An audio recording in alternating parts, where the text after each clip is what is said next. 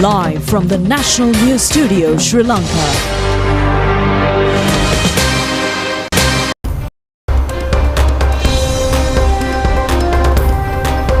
It's a Friday evening and it's time to find out what happened during the week.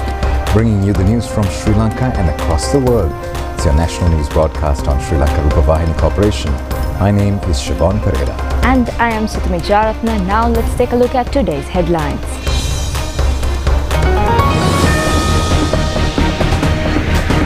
A committee to restructure Sri Lankan Airlines.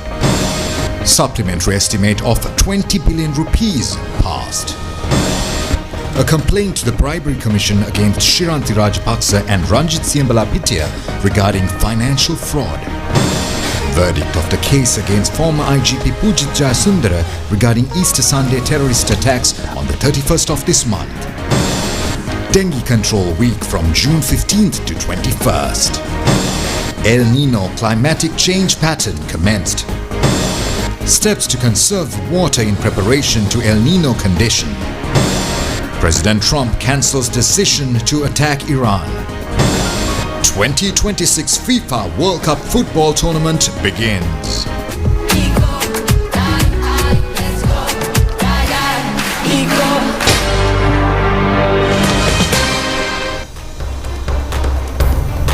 Moving on to those stories and more in detail, a committee has been appointed for the strategic review and reconstructing of Sri Lankan Airlines. Cabinet approval was granted to appoint a committee chaired by the Presidential Senior Advisor Dr. Hans Vijayasuriya. The other members of the committee are scheduled to be appointed, including Presidential Senior Economic Advisor Duminda Hulangamura, Finance and Corporate Strategy Expert Desha Dimel, Transaction and Investment Banking, Mergers and Acquisition Expert Dumit Fernando, the Secretary to the Ministry of Finance or his representative, the Secretary to the Ministry of Transport, Highways and Urban Development, a representative or representatives from the Civil Aviation Authority, the Chairman of the Sri Lankan Airlines, legal experts with specialization in corporate aviation, public law and aviation industry experts. The primary objective of the review is to establish a financially sustainable and commercially efficient national airline while minimizing the long-term financial burden imposed on the government. This committee will function during the period of the strategic review and reconstructuring process or until it is officially dissolved by the government of Sri Lanka. Now to news from the Parliament. Supplementary estimate of 20 billion rupees has been passed in Parliament today. Minister Dr. Anil Jayantha Fernando pointed out that this supplementary estimate has been presented without securing additional loans, generating extra funds or imposing new taxes, but by managing finances of the Treasury. Minister Dr. Anil Jayantha Fernando stated that due to lack of rainfall during these days, hydropower generation was unavailable, which necessitated relying on fuel. He mentioned that since fuel prices has risen, there was a corresponding increase in fuel costs. He further explained that the government was bearing a significant burden by allocating 15.3 billion rupees for a period of 3 months to support consumers who utilize fewer than 180 units of electricity. He noted that this group accounted for approximately 95% of the total electricity consumers. Additionally, a sum of 57 billion rupees has been allocated to the Ceylon Petroleum Corporation and other fuel distribution groups to manage increased fuel prices. However, these measures were being implemented without securing additional loans generating extra funds or by imposing new taxes. He highlighted that they were managing existing funds, explaining that while supplementary estimates historically involved allocating extra money, often spent according to the whims of ministers or politicians, the term supplementary was used in this context only because the expenditure headings within the ministry were being changed, meaning the total expenditure would not increase. He clarified that their borrowing limit for 2026 was set at 3,740 billion rupees and that they were operating strictly within that limit, which was why they were seeking approval, ensuring that debt would not be increased due to this matter. The state minister also reported that by the end of March 2026, Sri Lanka's total central government debt stood at $98.96 billion. He added that there was a $23 million liability within provincial councils and local government authorities, bringing the total to $102.2 billion. He further noted that even looking at the year 2026, the rupee reaching a value of 325 against the dollar by the end of the year would not be a problem, describing it as a normal situation. However, he pointed out that this sudden spike was driven by the conflict in the Middle East and unnecessary speculative motives within the country. He reassured the public that the temporary market distortions do not last and eventually normalize, advising citizens not to be misled by such market irregularities. He asserted that the foreign exchange rate was being controlled and properly integrated into the economy. Finally, he mentioned that while foreign exchange behavior impacts import prices, the most critical pillar of the country's overall economy remains how effectively national revenue is collected. He concluded by saying that the revenue has not decreased, progress was continuous, and external sector and exports have been strengthened, reserves were building up, and the economy was moving forward steadily despite all the crisis. Meanwhile, MPP parliamentarian Dr. Najith Indika says that the Easter Sunday attack investigation should not be disturbed when they are being implemented properly. He made these comments in reply to a statement made by the SLPP parliamentarian Chanaka Madugoda regarding Easter Sunday attacks. Parliamentarian Chanaka Madugoda has mentioned in Parliament regarding Suret Saleh. He stated that when he was in government custody, Suret Saleh had not caused him any distress or harassment. Regarding Suret Saleh, Minister Ananda Vijaypala further stated that in Parliament that 3 weeks prior to the Easter Sunday attack, the task of gathering sensitive information and data regarding Catholic churches had been handed over to several Muslims. He added that the member was speaking without a proper understanding of that information, being Suret Saleh was not in Sri Lanka during that period. Parliamentarian Dr. Najith Indika questioned what the Podujana Perumuna MP had just done a moment ago, stating that he had conducted the trial right there. He remarked that according to this, Supreme Court judges would no longer have jobs. He noted that the MP seemed to know everything about how Suret Saleh lived in Sri Lanka, how he travelled by air and what he ate and drank. Therefore, he suggested that there was no need to go to court to hear the case or examine evidence.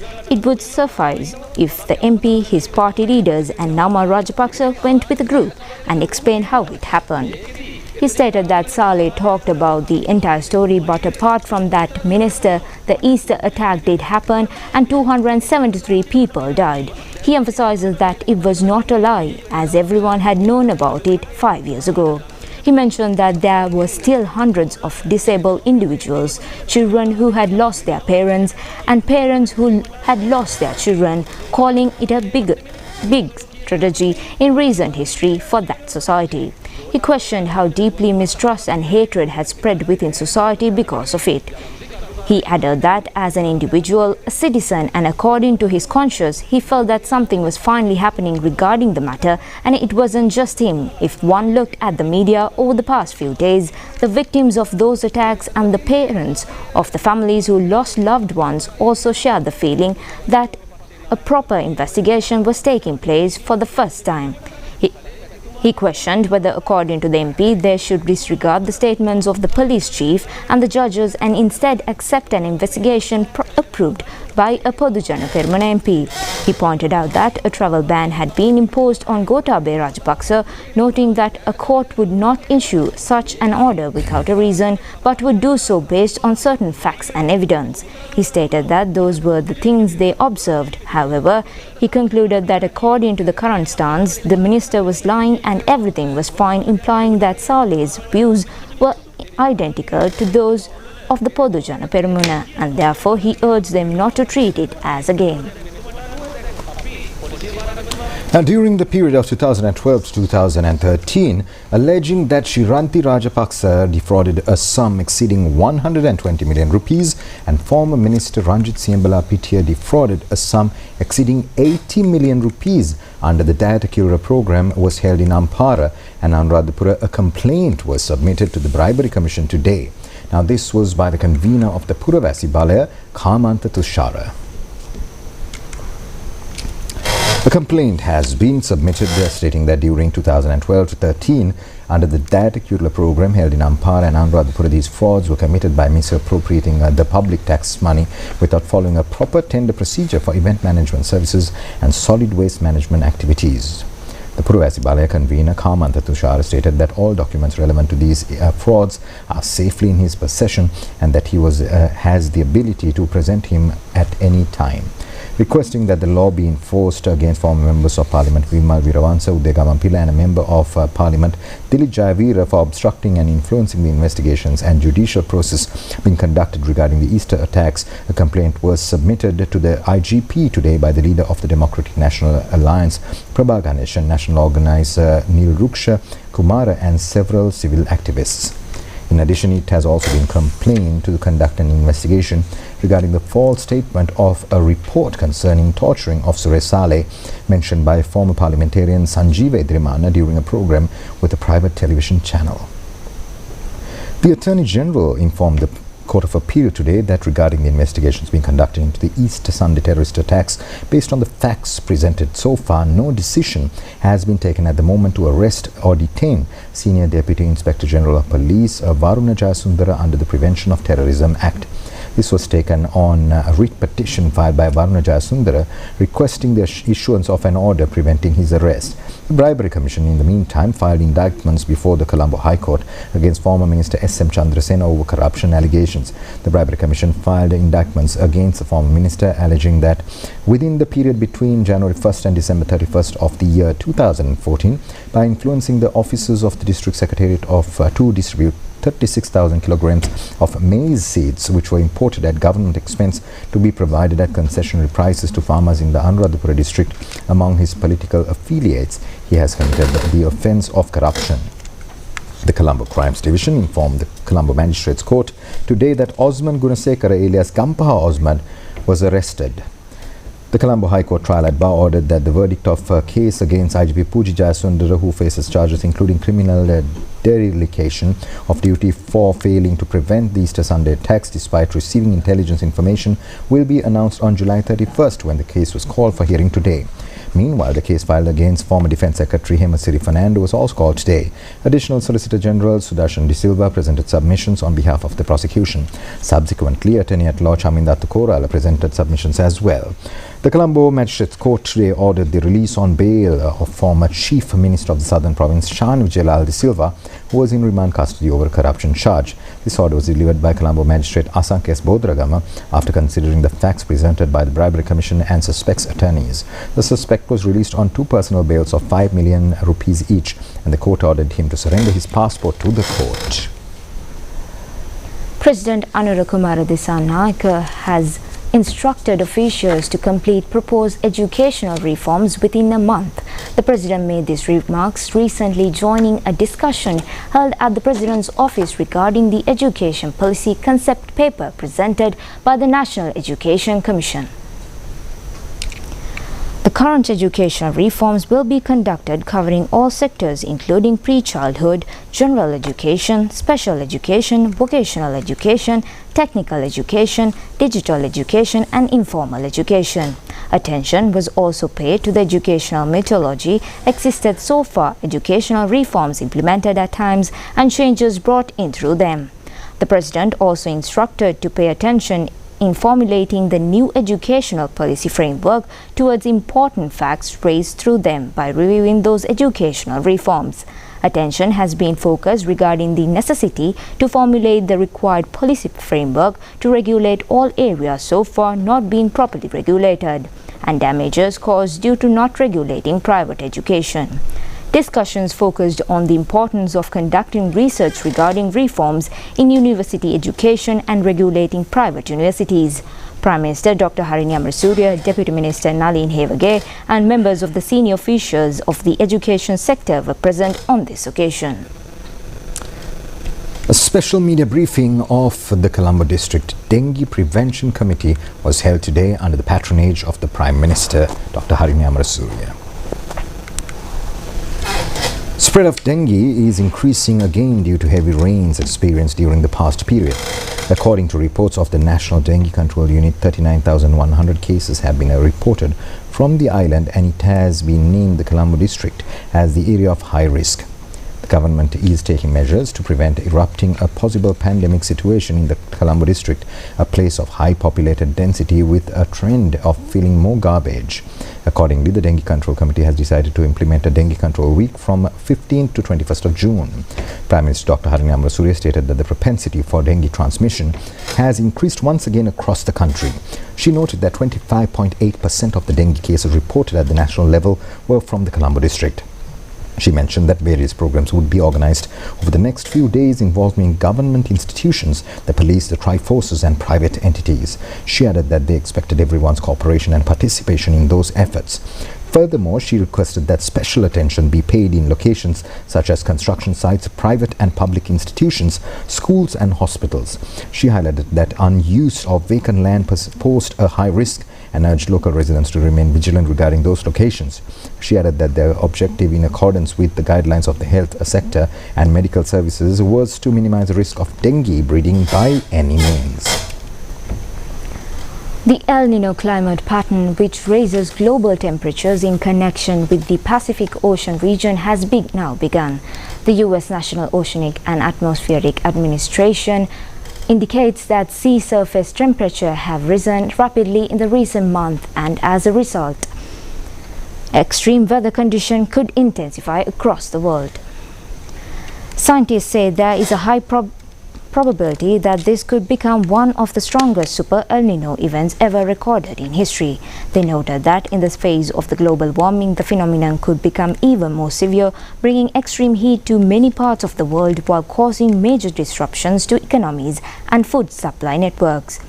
Meteorologists stated that the climate phenomenon will have varying adverse impacts on different regions. Accordingly, countries such as Peru and Ecuador could experience severe flooding, while Australia, Indonesia and northern parts of South America may face intense drought conditions and an increased risk of wildfires. The UK Met Office and the Japan Meteorological Agency have also confirmed the development. And now in more local news, Minister Dr. Susil Ranasinghe points out that the water supply cannot be paralysed in the face of the forthcoming climatic change forecast. Now, he made this observation during a workshop held yesterday for officials of the West Zone National Water Supply and Drainage Board. Minister Dr. Susil Ranasinghe stated that since 43% of consumers totaling to 1.3 million were located there and the country's vital locations were situated in that area, the supply could not be disrupted under any circumstance. He emphasized that there should be no deficiencies and that funding, operations, planning and boldness must be fully integrated. He mentioned that the Water Board generally knew from experience during which times of the year water costs increased when the dry season occurred and where it hit, as well as the measures to be taken. Water conservation will be extremely important as a preparation for El Nino condition, which might occur in the future, although there is no shortage of water at present. The Department of Irrigation points out that the sufficient water is available in irrigation and Mahabali reservoirs of the Yalla season. Attention of everyone should focus on food security in the country in the face of El Nino condition. Well, that was a look at a part of your local news this evening. We have more coming up right after a short break. Stay tuned. Love rugby. Live rugby. Prima Kutumi. Pantamari. Live from the National News Studio, Sri Lanka.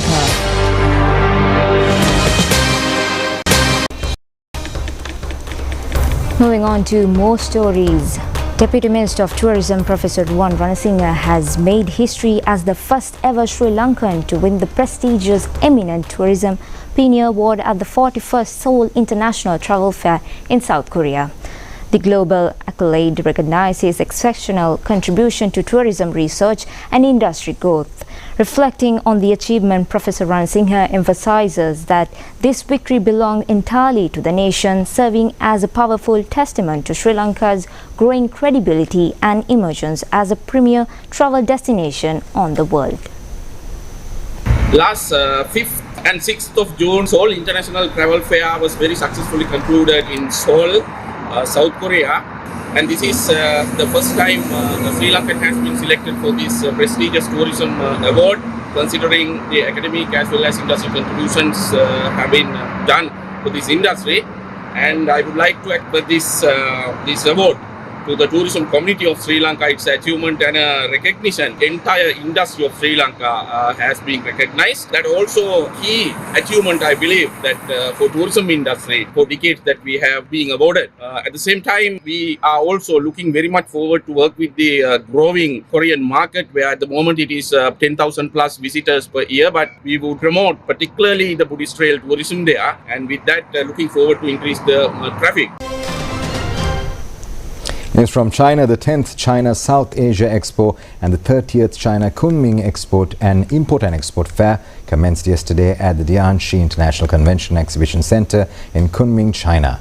This year, the international event features exhibitors and organizations from more than 60 countries, acting as a crucial economic milestone and a vital platform for enhancing trade and investment and industrial cooperation across the region.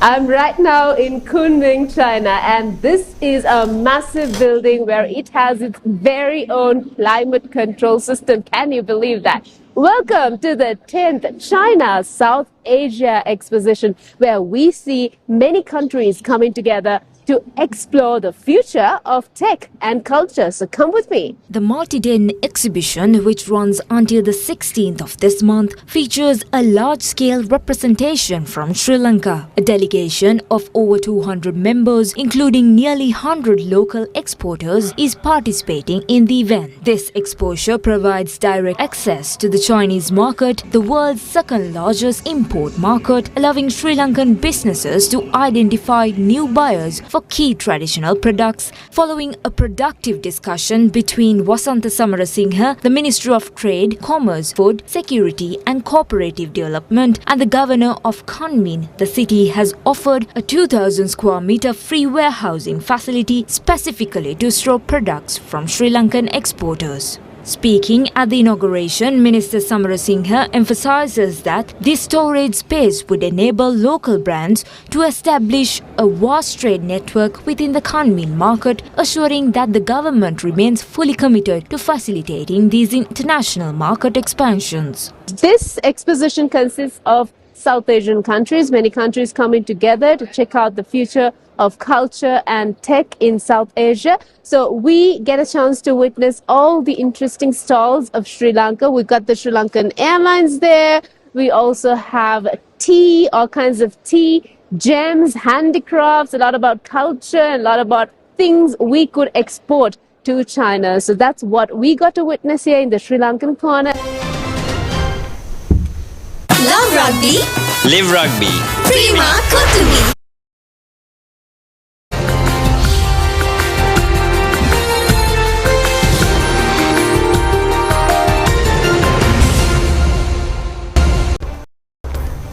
Taking a look at news overseas, US President Donald Trump says that the decision to launch strikes against Iran was cancelled at the last moment. He says that the United States and Iran are very close to reaching a preliminary agreement aimed at ending the current warlike situation between the two countries.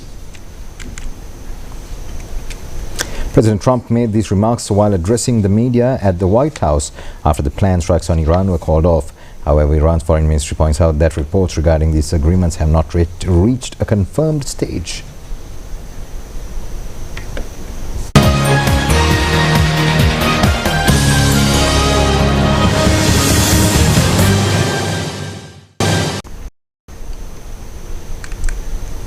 FIFA opening of the 2026 FIFA World Cup football tournament commenced grandly yesterday. Now the host nation Mexico recorded the victory in the first match of the tournament.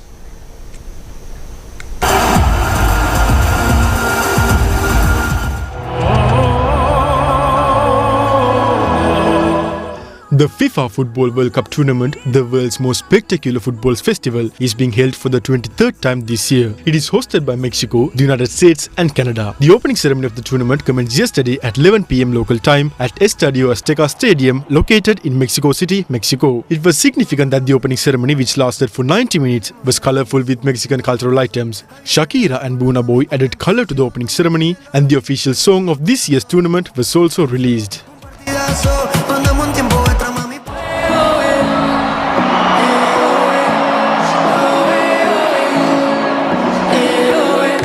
Two more opening ceremonies are scheduled to be held in the host nations of Canada and the United States.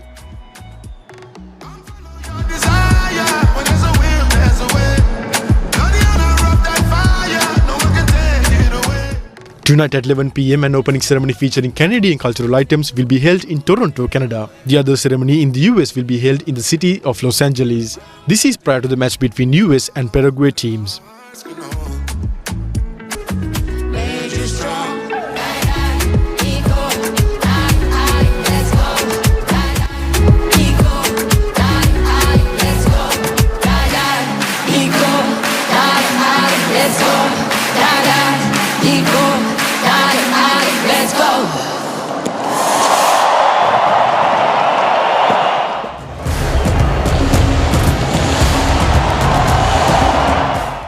The opening match of this year's World Cup was held between Mexico and South Africa. More than 80,000 spectators had come to the Mexico City Stadium to watch the match, and this is the fourth highest number of spectators to attend an opening match of the World Cup football tournament in the history so far. From the very beginning of the match, Mexico engaged in a sharp style of play. In the 9th minute of the match, forward player Julian Quinones scored the first goal of the match. The first half ended with Mexico taking the lead by 1-0. Player Raúl Jiménez scored the second goal for Mexico. Mexico won this match by 2-0.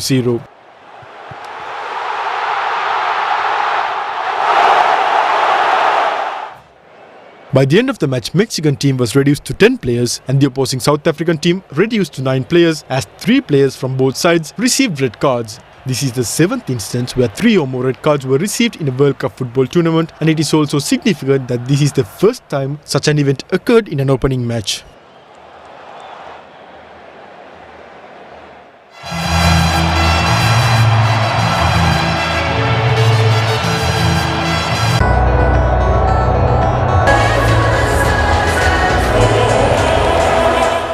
The second match of the tournament, the match between South Korea and the Czech Republic, was held under Group A. South Korea won the match, which was held in Mexico, by 2-1. It is significant that this was the first time South Korea won their opening match in a World Cup football tournament since the year 2010. No goals were scored in the first half of this match. In the 59th minute, the Czech team scored the first goal of the match. However, South Korea scored goals in the 69th and 80th minutes, securing the victory of the match for themselves. The World Cup football tournament, held with the participation of 48 countries, is scheduled to take place until the 19th of next month.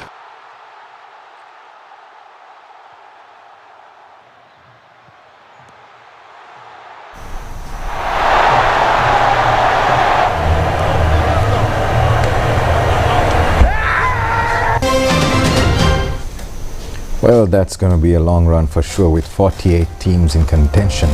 That was a look at the news here at ChannelEye Rupavahini Corporation. I'm Siobhan Pereira, together with Sitami Jairat. I wish you a pleasant evening, and we wish you a great weekend ahead as well. Good night.